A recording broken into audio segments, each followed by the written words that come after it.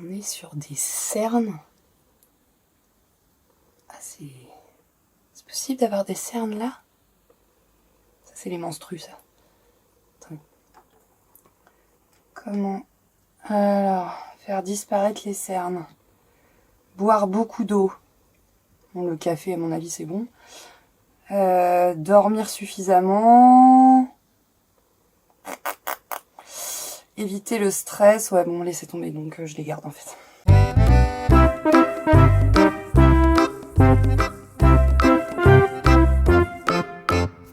Alors, petite vidéo aujourd'hui, FAQ, enfin. C'est-à-dire que je vais littéralement répondre à des questions qui m'ont été posées en octobre. C'est un scandale. Le pire, c'est que vraiment, j'en ai plein, des questions vachement intéressantes. Et là, la semaine dernière, ça a été festival.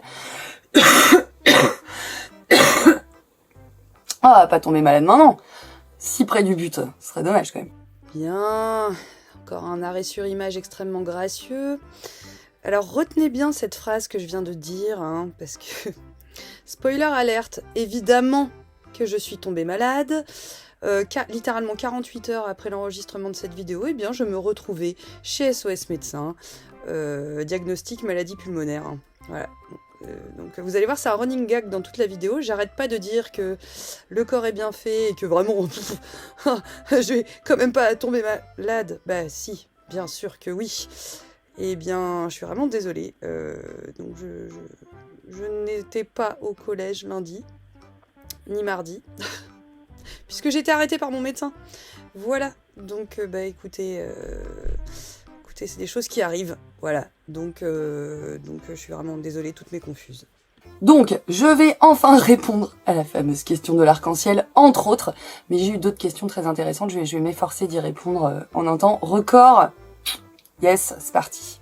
Donc, première question qui m'a pas été formulée exactement comme ça par un élève de 4e, dont je ne dirai pas le nom, puisqu'il ne m'a pas précisé qu'il voulait que je lui dise son nom.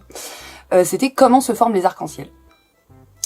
Alors, les arcs-en-ciel, c'est des phénomènes optiques atmosphériques, je crois que ça s'appelle des photométéores, figurez-vous, c'est quand même assez classe, qui se produisent dans certaines conditions particulières, c'est-à-dire après une pluie, en tout cas quand il y a de l'eau en suspension dans l'atmosphère, et qu'il y a la présence de soleil. Donc c'est parfois après une pluie et que le soleil se lève, vous voyez, vous avez le front de nuage qui passe, qui a laissé des gouttes d'eau en suspension et le soleil apparaît, mais ça peut se former également au niveau d'une zone où naturellement il y a de l'eau brumisée, par exemple une cascade. Ça peut se passer aussi quand vous arrosez votre jardin avec le tuyau d'arrosage, hein. Vous pouvez fabriquer un arc-en-ciel. Alors l'arc-en-ciel, en fait, il va se former, c'est-à-dire, ça va dépendre de la position de l'observateur. L'observateur va voir l'arc-en-ciel quand les gouttelettes d'eau en suspension sont devant lui et que le soleil est dans son dos. C'est à ces conditions qu'un observateur va pouvoir observer un arc-en-ciel. Alors, je débunk direct sur l'idée de... Il y a des pots en or au pied des arcs-en-ciel avec des lutins et des je sais pas quoi, et des... Comment ils s'appellent? Les préchaunes? Non, enfin bon, bref. Bon, ça, c'est évidemment des croyances populaires, c'est très mignon, hein, c'est très chou. Hein. Il n'y a pas non plus une licorne qui pète un arc-en-ciel, hein, ça marche pas comme ça. Donc, allons-y pour expliquer... Ah, purée, j'ai pas pris de café. Oui, bah tant pis pour les cernes, j'ai pas pris de café. Go. À la bonne vôtre. Oui, alors, désolée pour ma voix d'Arletty, ça fait littéralement 10 jours que je suis malade. Malade, les élèves me voient cracher mes poumons littéralement en cours. Pensez-vous que ça m'arrête de fumer? C'est un scandale. Commencez pas, c'est une vraie addiction. Et là, je profite... Non mais je vais pas tomber malade, hein. Vous inquiétez pas, il n'y en est pas question. Et là, je profite d'un moment de calme et de tranquillité où mes enfants jouent en autonomie à décorer des affiches. Et il y en a un qui m'a écrit « Je t'aime maman ». J'adore, ils sont trop mignons. Donc je profite de ce moment de calme pour tourner ma vidéo, espérant ne pas être interrompue toutes les 15 secondes. Faut toujours rêver. Donc, le fameux arc-en-ciel, qu'est-ce qui va se passer? Pour la faire très simple, les rayons du soleil qui arrivent derrière l'observateur vont traverser des gouttes de pluie qui ont globalement une forme sphérique. En traversant une première fois les gouttes de pluie sous un angle particulier, la lumière blanche du soleil va se diffracter, va se décomposer dans les différentes longueurs d'onde, les différentes couleurs qui composent la lumière blanche, les fameuses couleurs de l'arc-en-ciel. hop, ces couleurs diffractées vont rebondir, se réfléchir au fond de la goutte d'eau. Et vont ensuite ressortir de la goutte d'eau, ce qui va créer cette illusion optique de voir voilà, les différentes couleurs en arc de cercle. Les différentes couleurs qui composent la lumière blanche. Alors il y a un ordre bien précis des couleurs dans cette première diffraction. Alors sachez que il est possible, de façon très exceptionnelle, de voir un deuxième arc-en-ciel. Ça, c'est s'il y a eu diffraction de la lumière, premier rebond au fond de la goutte d'eau, deuxième rebond au fond de la goutte d'eau, ça dépend de l'angle d'incidence des rayons, et la lumière va du coup ressortir une deuxième fois, mais les couleurs de l'arc-en-ciel vont être inversées, donc vous aurez comme ça deux arcs-en-ciel avec les couleurs en miroir. Ça c'est plus... Ah, un petit message. Ça c'est plutôt plus rare, c'est difficile à observer, mais on peut voir comme ça exceptionnellement un double arc-en-ciel. Et entre les deux arcs-en-ciel, il y a généralement, quand ils se forment, hein, donc les deux arcs-en-ciel, une zone beaucoup plus sombre qu'on appelle la bande d'Alexandre, la zone d'Alexandre, du nom de Alexandre Machin qui dans l'Antiquité a décrit ce phénomène, sans forcément l'expliquer, mais au moins l'a décrit. Et c'est parce que entre ces deux arcs-en-ciel, les rayons d'incidence font que la lumière n'est pas du coup tout diffractée, et que donc par effet de contraste, on a vraiment l'impression que c'est beaucoup moins lumineux. J'ai résumé ça, mais genre vite fait. Donc en fait, ce qui crée les arcs-en-ciel, c'est pas des pets de fées, hein, c'est pas des petits lutins, c'est vraiment les rayons du soleil qui viennent se diffracter, puis rebondir dans les gouttes d'eau et ressortir en lumière décomposée. Voilà. Une vidéo définitivement placée sous le signe du sanatorium. Je pense que j'ai une tuberculose. Pas possible autrement. Question suivante. Non mais il n'y a pas assez bon le café, alors c'est peut-être pas bon pour les cernes, mais c'est ma vie. C'est ma vie. En plus c'est pas bon pour l'écologie, je sais. Monsieur Robert rêve que... Non, c'est pas vrai, il s'en fout. Enfin, Monsieur Robert, lui, il boit de la chicorée. Pas pour des raisons écologiques, juste parce qu'il aime bien, mais ce serait vachement mieux de boire de la chicorée. C'est pas bon, moi j'aime pas ça. Désolée, hein, Monsieur Robert, mais moi vraiment, mais pas du tout, quoi. Ah oui, d'ailleurs, pause entre les deux questions. Ça part dans tous les sens. J'ai des collègues de la pause café, justement, qui m'ont dit « Oui, t'as parlé de Monsieur Robert, t'as parlé de Monsieur Vignet, et nous, alors ?» Donc écoutez, je vais faire un hommage dans chaque vidéo. Je commence par Madame Rossi Ziegler, qui m'a vraiment dit « Bah, moi aussi, j'aimerais bien être dans la vidéo. » Donc voilà, promis, je l'avais dit. Madame Rossi Ziegler, petit hommage à toi, professeur d'histoire géo, donc. Je te salue bien bas, avant de décéder. Voilà. Alors, deuxième question, qui était une question d'une élève de 6e, qui, pareil, n'a pas écrit son nom, mais je sais que c'est une élève de 6e qui me l'a posée. Pardon. C'était « Pourquoi est-ce qu'on perd nos dents ?» Alors, je pense qu'elle parlait des dents de lait, hein. Je pense pas qu'elle parlait du déchaussement des dents ou des maladies des dents ou voilà. Bon, ça aurait pu être intéressant également. Bon, moi je vais parler juste des dents de lait, hein. Voilà. À quoi ça sert de perdre ses dents? C'est quand même un cauchemar récurrent, hein, chez les gens. Je crois que ça a une signification. Le fait de perdre tous ses chicots dans ses cauchemars, ça m'est arrivé plusieurs fois. C'est lié à des angoisses profondes. Bon, alors pourquoi qu'on perd nos dents de lait? Alors déjà, sachez que c'est pas que nous, hein, c'est la plupart des vertébrés, en réalité, qui subissent ce qu'on appelle un remplacement dentaire. Alors après, il y a plusieurs catégories de remplacement dentaire. Nous, mammifères, on est diphyodontes, c'est-à-dire que on a deux séries de dents dans notre vie. Nos dents de lait, puis nos dents définitives. Chez certains vertébrés, on est polyphyodonte, c'est-à-dire que le remplacement des dents se fait toute la vie. Par exemple, les requins. Ils en ont pas une trentaine, hein, les requins. Ils en ont un sacré paquet. Eh bien, sachez qu'elles se renouvellent toute leur vie. Alors, nous, c'est pas notre cas. On a que 2 séries de dents. C'est déjà pas mal. Vous avez les monophyodontes. Et là, pour le coup, ça, c'est des vertébrés qui, d'un point de vue évolutif, en fait, n'ont plus eu de remplacement dentaire. C'est une perte évolutive. C'est-à-dire qu'à la base, leurs ancêtres avaient un remplacement dentaire, et eux, plus. Exemple, le phoque. Voilà, les phoques, ils ont une série de dents, et puis tant pis s'ils s'en pètent une, c'est comme ça, c'est pour la vie. Alors, pourquoi est-ce que on perd nos dents et pourquoi elles se remplacent? Eh bien, c'est pour suivre la croissance de la mâchoire, figurez-vous. Notre mâchoire, quand on est petit, est bien trop étroite pour accueillir une taille de dents définitive. C'est-à-dire si vous essayez d'implanter des dents adultes dans une mâchoire d'enfant, ça va être un carnage. Il n'y a pas la place. Il n'y a pas la place. Il se trouve que la nature n'est pas toujours si bien faite et qu'on se rend compte que, évolutivement parlant, la mâchoire humaine a tendance à réduire en taille et de plus en plus d'humains ont un problème d'emplacement des dents définitives parce qu'il n'y a pas la place, ce qui nécessite des arrachements dentaires, ce qui nécessite l'utilisation de l'orthodontie, d'écarteurs de mâchoire, etc. pour laisser la place à ces dents définitives qui sont devenues statistiquement un peu trop grandes pour nos mâchoires. Petite dédicace à mon fils aîné qui va bientôt y passer. Courage, ça va bien se passer. Alors la perte des dents se fait vers 6-12 ans. Le remplacement dentaire se fait entre 6 et 12 ans, normalement, si tout va bien. Ça peut être un peu avant, ça peut être un peu après, bon. Mais grosso modo, c'est vers cette période-là que ça se passe. Alors pourquoi les dents s'appellent des dents de lait? Alors déjà, parce que la mise en place des dents se fait pendant la période de lactation du mammifère que nous sommes.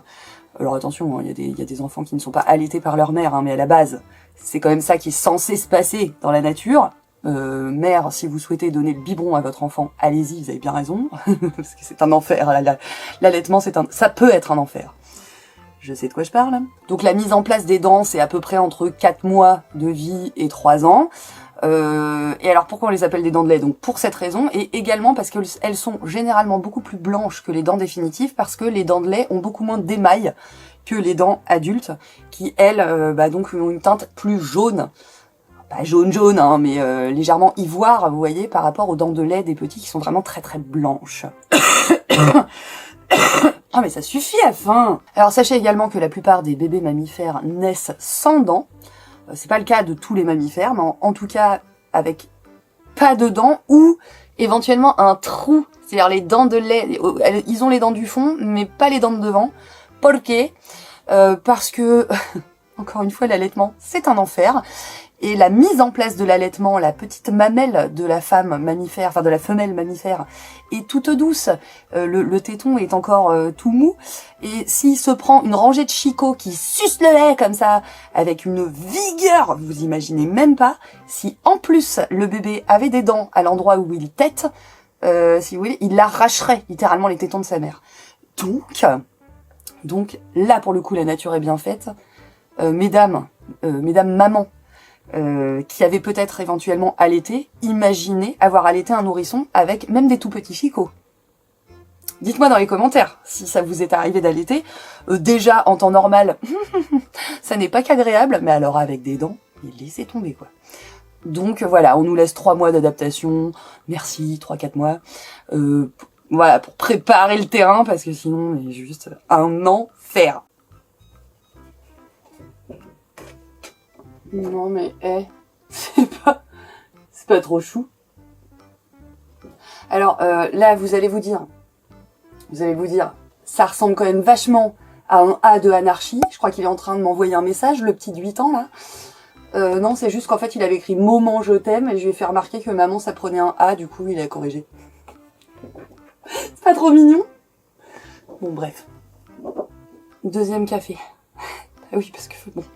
Faut bien tenir, c'est le soir. Ça nous fait une transition toute trouvée, je veux dire l'histoire de la croissance de la mâchoire, etc., avec la question suivante, qui est une question d'un fidèle internaute, qui à l'époque avait 6 ans, mais peut-être en a-t-il 7 maintenant. Timothée, il m'avait déjà posé une question sur les dinosaures, je ne sais pas si vous vous rappelez, que j'avais fait une longue vidéo sur les dinosaures pour répondre à la question de Timothée. Eh bien, Timothée a toujours des questions tout à fait incroyables, et donc il m'a demandé pourquoi est-ce qu'on grandit? Et ben alors là, Timothée, je te remercie pas, parce que c'est quand même pas une question simple à répondre, hein. Mais je vais tenter. Ne sois pas déçu. Je vais essayer d'articuler une réponse compréhensible. Pas sûr. On essaye. Donc en fait, on va généraliser, on va pas parler que des humains. Globalement, pourquoi les êtres vivants, les organismes vivants grandissent? Alors grosso modo, dans la nature, pour résumer, il y a 2 manières de se reproduire. Il y a ce qu'on appelle la reproduction sexuée, qui consiste en la rencontre de 2 cellules reproductrices, une cellule mâle et une cellule femelle. fécondation, formation d'une cellule unique qu'on appelle la cellule œuf, et qui est vouée à donner un organisme adulte en se divisant, embryon, fœtus, machin, etc. Alors là, je parle surtout des vertébrés, etc. Mais enfin, bien sûr, ça existe aussi dans le monde bactérien, chez les végétaux, enfin, bref. Autre possibilité, c'est ce qu'on appelle la reproduction asexuée. Alors là, en fait, il y a deux options. Soit un organisme va fractionner un bout de lui-même, et ce petit bout de lui-même va se multiplier, se diviser, grandir pour donner un nouvel organisme, qui est un clone, hein, d'accord, de lui-même. Il y a par exemple l'exemple de l'étoile de mer, qui est capable de se fractionner en deux et de donner 2 étoiles de mer. Voilà, bon. Ça, c'est possible. Les bactéries aussi se reproduisent par scissiparité. Elles sont capables de se couper en deux, poup, et donner 2 bactéries. Donc une bactérie va en donner 2. J'en ai marre de cette toux, c'est insupportable.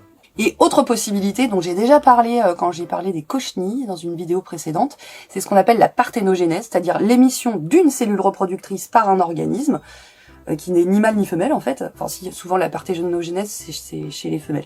Et en fait, sans une fécondation, sans l'union avec une autre cellule reproductrice, eh bien cette simple cellule, par multiplication, va donner un individu entier qui sera un clone de son parent. Voilà. Du coup, en fait, quel que soit le mode de reproduction concerné, il y a très peu de matière à la base d'un organisme. Très très peu.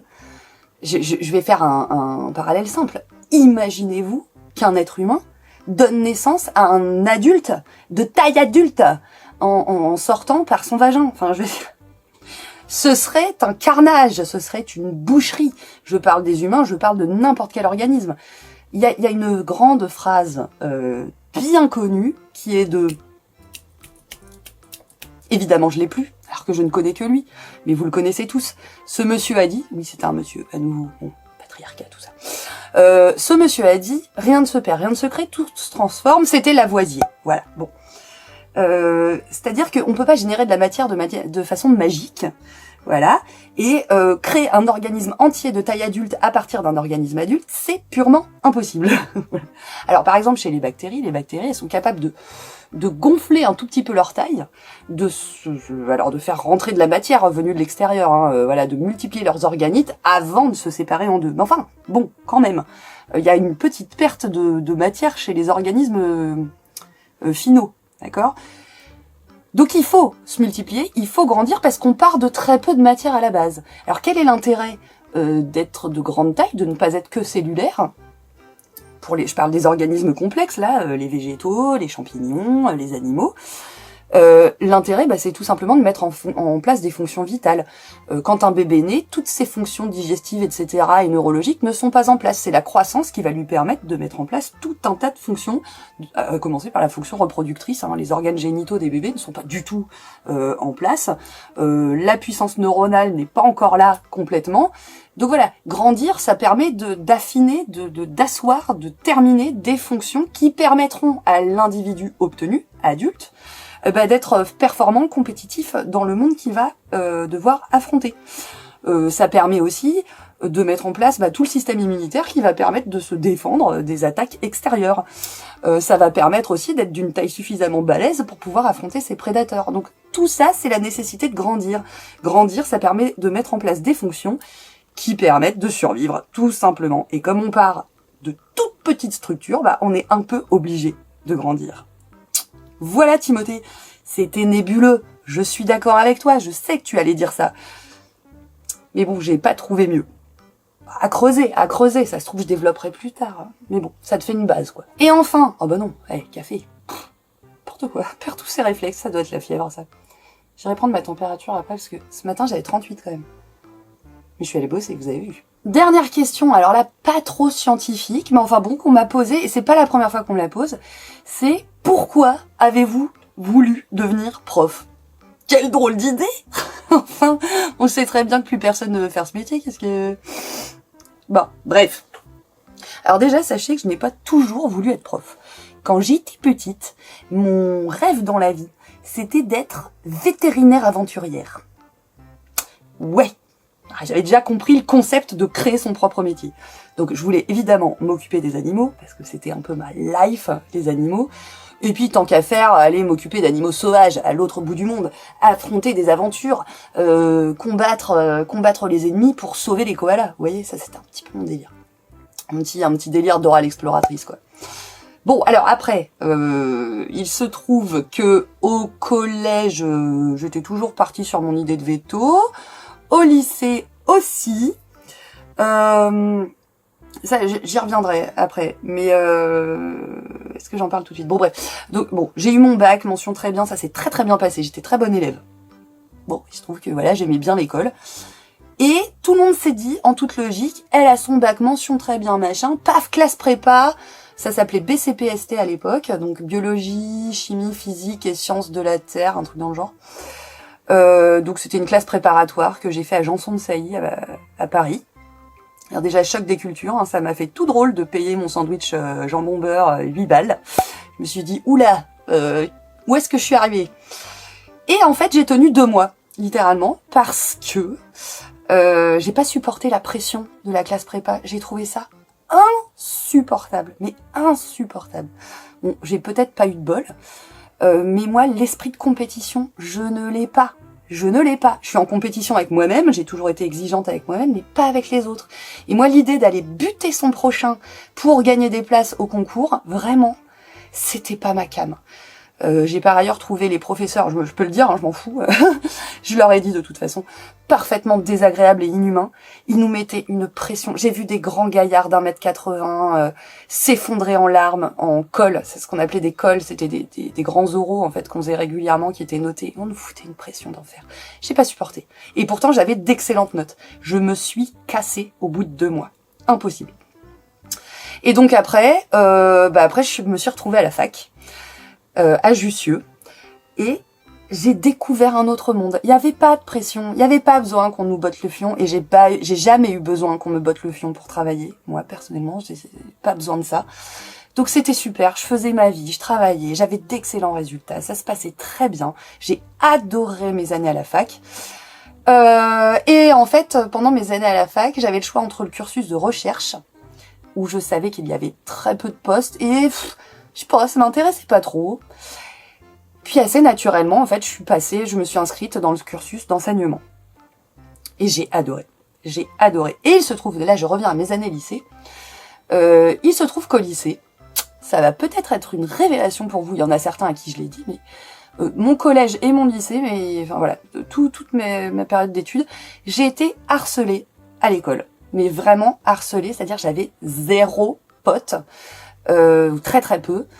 Vraiment, j'ai vécu un enfer. Hein. Je me cachais au CDI à l'heure du déjeuner pour être tranquille, parce que sinon je me faisais embêter modèle géant. J'en ferai peut-être une vidéo, parce que vraiment j'ai passé de sales années. Et ce qui m'a pas empêché de devenir prof, vous voyez. Mais à cette époque, notamment au lycée, il y a un truc pour lequel les gens venaient me solliciter et m'aimaient bien. En fait, ils m'utilisaient, hein, clairement. C'était réexpliquer les cours avant les contrôles, parce qu'ils avaient rien compris et que du coup ils avaient besoin qu'on leur refasse l'explication. Et donc c'était le seul moment où les gens me calculaient, ils me suppliaient de venir leur expliquer les cours. Ils appelaient chez moi le soir, j'avais pas de portable, hein, bien sûr, donc ils appelaient chez mes parents le soir jusqu'à 20h30, 21h. Moi je dormais déjà, parce que j'ai toujours été un loir. Genre standard téléphonique, non, Marie dort, elle ne peut pas vous expliquer l'exercice pour demain, il aurait fallu appeler plus tôt. Enfin c'était du délire. Et j'adorais ces moments de transmission. C'était pourtant des gens que j'appréciais pas trop, mais j'adorais leur expliquer et voir dans leur regard que « Ah, mais c'était ça, d'accord !» Et je m'en suis rappelé quand j'étais à la fac, et je me suis dit « Mais en fait, t'aimes bien expliquer, t'aimes bien un peu sortir ta science. » C'était pas ça, mais j'aimais bien voir ce moment dans les yeux des gens où enfin ils ont compris. « Ah, d'accord !» Et ça, c'est une satisfaction que j'éprouve. Rien que d'en parler, ça me met la chair de poule. Quand je le vis encore maintenant avec des élèves, donc maintenant ça va faire 15 ans que je suis prof, je continue à me délecter de ce moment où il y a la lumière qui s'allume dans les yeux de l'enfant ou de l'apprenant, quel qu'il soit, et qui fait « Ah, mais ok, mais ouf !» et tout. C'est ma came. C'est pour ça qu'en fait j'ai voulu être prof. Et en fait, c'est pas plus mal que je me sois plantée en classe prépa, parce que... Enfin, que j'ai pas bien vécu ce truc-là, parce que je crois que j'étais pas faite.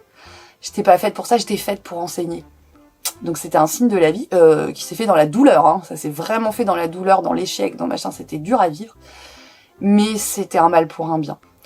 Donc une morale à cette histoire, avant de vous orienter vers tel ou tel cursus, tel ou tel métier, telle ou telle formation, tel ou tel... peu importe, que ce soit des études longues ou pas, enfin, choix de vie, questionnez-vous sur votre mode de fonctionnement, sur ce qui vous rend heureux. Moi, le stress, la pression, la compétition, ça m'a jamais rendue heureuse, ça m'a toujours fait flipper, je suis comme ça depuis que je suis petite. Sauf que ça, on me l'avait pas questionné, enfin, personne m'a amené à me questionner là-dessus. C'était t'es bon élève, donc tu fais des grandes études. Et bah pas du tout. Pas du tout, ça m'a dézingué cette histoire. Donc interrogez-vous fondamentalement, pas sur le prestige de ce que vous allez faire, pas sur le papier, tu peux le faire intellectuellement. Humainement, qu'est-ce qui vous va? Humainement, qu'est-ce qui vous rend heureux? Parce que ça va être toute votre vie professionnelle. Ça va tout conditionner de votre bonheur au quotidien. Super, hein, de faire des grandes études et de choisir un métier brillant, prestigieux et tout, si c'est pour pleurer tous les matins quand vous y allez tellement vous supportez pas. Aucun intérêt. Soyez avant tout des humains heureux avant d'être friqués, forcément. Et puis bon, on peut être friqué malheureux, on peut être pas friqué très heureux. Bon, pas friqué malheureux, ça existe aussi, mais enfin, avant toute chose, questionnez-vous sur ce qui vous correspond vraiment. C'est peut-être le meilleur conseil que je puisse donner à mes élèves. Qui êtes-vous? Sachez qui vous êtes. Et dès maintenant, dès le collège, vous pouvez déjà sentir des choses. Vous allez changer, bien sûr, vous allez évoluer, mais il y a des trucs qui sont ancrés depuis que vous êtes petit. Par contre, vous prenez pas le temps et on vous donne pas le temps de vous questionner là-dessus. Donc ça, c'est vraiment très important. Ça va être en fait la partie la plus longue de cette vidéo sur une question anecdotique. Mais je pense que ça peut vraiment aider les élèves. Donc du coup, écoutez, j'en ai fini avec cette petite FAQ. Je vais aller cracher un poumon. Je pense que je vais me délester d'un organe, comme ça le problème sera réglé. Si vous avez regardé cette vidéo jusqu'au bout, mettez en commentaire orientation, tiens. Oui, parce que c'est une question d'orientation. Nous sommes censés accompagner les élèves dans leur orientation au collège. Eh bien, sachez que l'orientation, ça ne se base pas que sur les résultats scolaires. Et l'appétence intellectuelle, ça se base aussi sur la connaissance de soi. Et purée, qu'est-ce que j'ai bossé là-dessus avec mes quatrièmes l'année dernière. Ça n'a pas été simple, mais ils ont fini par comprendre l'intérêt de se connaître et d'être aimant et bienveillant avec soi-même. Très important. Voilà, donc mettez orientation en commentaire. Je vous souhaite une bonne soirée, enfin moi c'est la soirée, une bonne journée, une bonne matinée. Prenez soin de vous. Faites pas comme moi. Non mais le corps est bien fait, c'est bon, il va se réparer tout seul, ça va. Je vous dis du coup à lundi, fidèle au poste, et puis voilà, prenez soin de vous, prenez soin de vos vivants. J'arrive pas à finir cette vidéo. Un coup de café, et bonsoir.